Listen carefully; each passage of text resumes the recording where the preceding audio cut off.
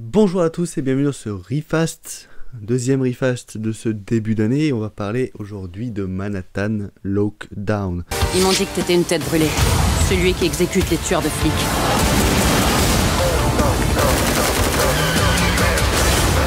Personne ne le touche!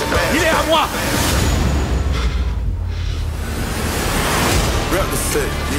Un film de Brian Kirk, qui c'est son premier gros film, on va dire, parce qu'après il a fait quelques petits films indépendants que je pense personne n'a vu ici en France. Donc là il a fait Manhattan Lockdown avec au casting Chadwick Boseman, donc alias Black Panther, Taylor Kitsch, qui était le mec dans le premier rôle de John Carter, qui a joué également dans Battleship, qui a joué dans Savage de Polanski.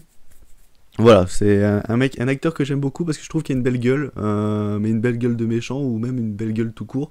Donc c'est un acteur que je kiffe plutôt pas mal. Et on a également J.K. Simmons qui est dedans. Voilà, le journaliste dans Spider-Man, le professeur dans Whiplash. Enfin, une belle gueule, hein, ça fait toujours plaisir de le voir dans un certain film.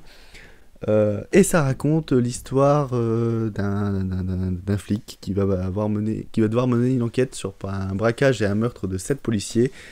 Donc en parlant un braquage de 50 kilos de cocaïne à Manhattan, et qui va devoir verrouiller tout simplement Manhattan, les entrées et les sorties, pour les retrouver en moins de 5 heures. En somme, un film d'action assez classique. On aurait peut-être modifié Chadwick Boseman, ça aurait devenu un film à la Liam Neeson. Mais il y a tout d'un film à la Liam Neeson, il y a tout d'un film d'action banal, classique, qu'on peut retrouver en direct ou DVD, ou une production EuropaCorp, on va dire. Mais il y a quelque chose en plus. Voilà, c'était mon avis. Salut, ciao. Non, il y a quelque chose en plus qui fait que le film a quelque chose de mieux en fait que ces films-là, dans le sens où l'action est déjà beaucoup mieux filmée que dans un Taken, où là on va prendre 12 plans pour faire une roulade d'une voiture. Là on va poser des plans longs, on va faire quelques cuts de temps en temps là, mais l'action est bien filmée. La photographie est également très très belle. On a des petits quartiers, comme tout est passé de nuit. On arrive vraiment à capter le visage de Chadwick Boseman par exemple, parce que après c'est compliqué de filmer une personne typée de nuit, donc la photographie arrive à gérer ça grâce à des petites techniques de néon, etc. Et on a également un scénario qui est somme toute classique, mais dans son classicisme diverti, et n'est pas désagréable.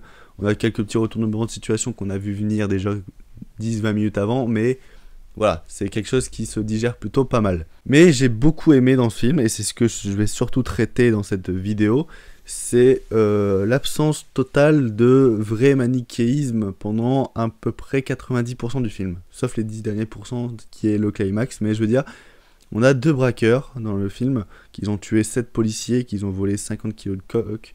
Enfin, quelque chose de plutôt bien vénère. Mais on va jamais les traiter comme des mecs méchants, on va jamais les traiter comme des malades mentales, ce que d'habitude on va faire en leur rajoutant quand même un petit complexe. Mais là, on va toujours les filmer de manière très intentionnée, on va toujours avoir des dialogues entre ces deux personnes, et même entre ces deux personnes et des autres personnes en plus, qui sont plutôt touchants.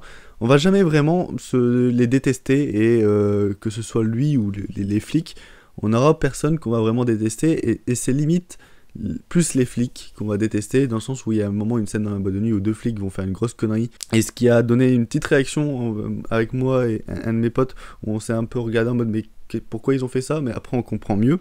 Et on a des décors très très cool. On a à un moment une maison qui respire la bourgeoisie, où ils vont essayer de stocker quelque chose pour l'argent aux Bahamas par exemple. Cette maison là, je la trouve vraiment bien. On a des idées de réalisation qui sont somme toute pas très compliqués, mais qui font plaisir dans ce genre de film, surtout parce que quand on va voir ce genre de film, on s'attend à voir un X film d'action à la Taken, à tous les films d'action en fait qui sortent presque dans l'année, à la Schwarzy, à la Stallone, ou des enquêtes criminelles comme ça qui auraient pu être filmées en téléfilm ou en direct ou DVD. Mais là on a quelque chose qui nous pousse à aller le voir au cinéma, et j'ai beaucoup aimé également les scènes de fusillade dans ce film, notamment la première, qui se passe pendant le braquage. Je la trouve tellement bien filmée, je trouve les bruits d'armes satisfaisants, et je trouve également tout le sous-scénario entre John Carter et son pote Black.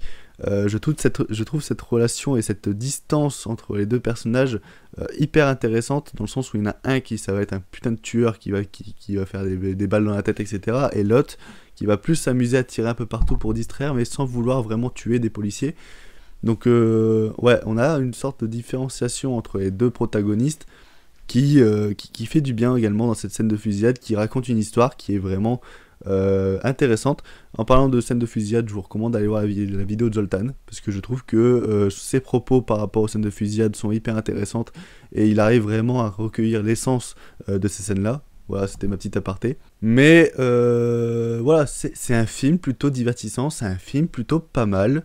On n'a pas non plus du grand cinéma, mais pour se divertir une petite heure et demie dans une séance, pour se divertir une petite heure et demie dans une salle de cinéma, Manhattan Lockdown, c'est le film d'action à voir, parce que c'est plutôt pas mal. Mais même chez soi, sur la télé, machin, c'est plutôt divertissant, et ça va plaire à tous ceux qui sont fans du genre d'action.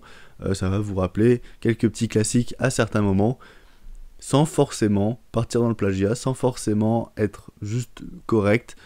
Voilà, c'est divertissant, c'est pas désagréable. Chadwick Boseman a du charisme, J.K. Simmons fait plaisir. Enfin voilà, vous avez un film, vous le prenez, vous risquez fortement d'apprécier. C'est beau ça, c'est beau, j'ai bien parlé là. Bref, c'était mon Refast sur Manhattan Lockdown. On se retrouve prochainement pour de nouvelles vidéos. Les attentes de 2020, bientôt, prochainement, ça arrive. On va bientôt tourner ça avec Jessie.